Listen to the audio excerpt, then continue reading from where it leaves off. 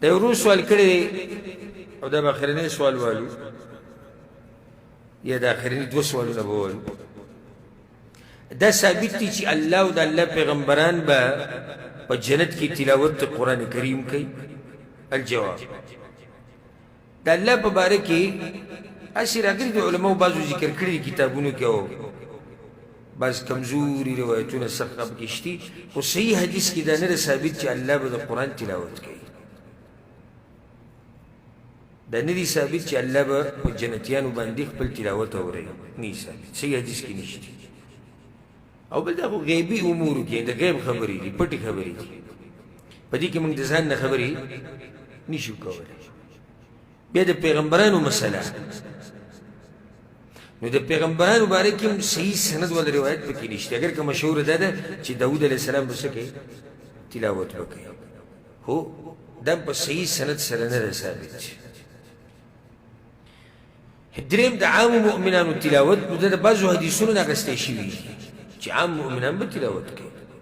اگر که حدیثونه صریح نه دي، خو علما د هغې نه دا فایده راوباسي. لکه یو روایت د ذکر کوم امام احمد راوړی دی او ډېر خوندور روایت دی، یادې کوي او بیا نورو ته بیان کوي.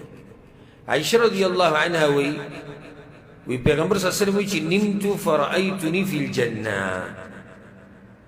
وی زه په خوب کې مې ځان په جنت کې ولیدو.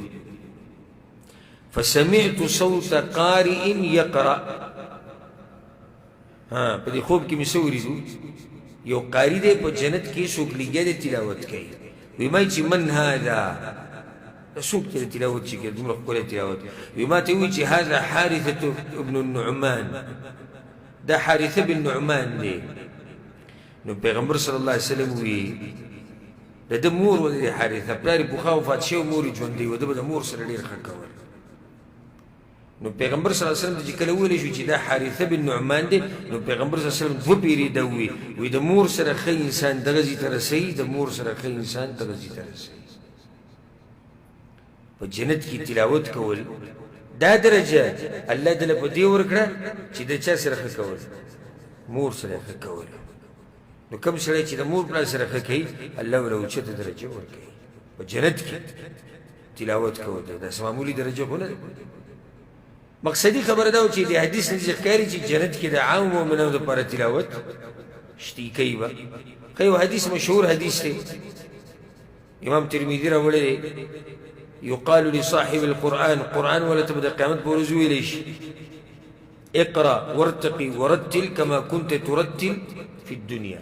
قرآن ولا او د جنت په درجو کې خيجا او دي سي ولا لك سن كتاب الدنيا کې لوستو. فإن منزلتك عند آخر آية تقرأ بها، ستا درجه هغه اخرنی آیت ته کوم چې بدوي. نو د الله تلاوت نه دی ثابت، د پیغمبرانو تلاوت نه دی ثابت. دا ثابت دی چې مؤمنان، عام مؤمنان به په جنت کې تلاوت کوي او الله دې موږ ټولو د جنت نصیب کړي.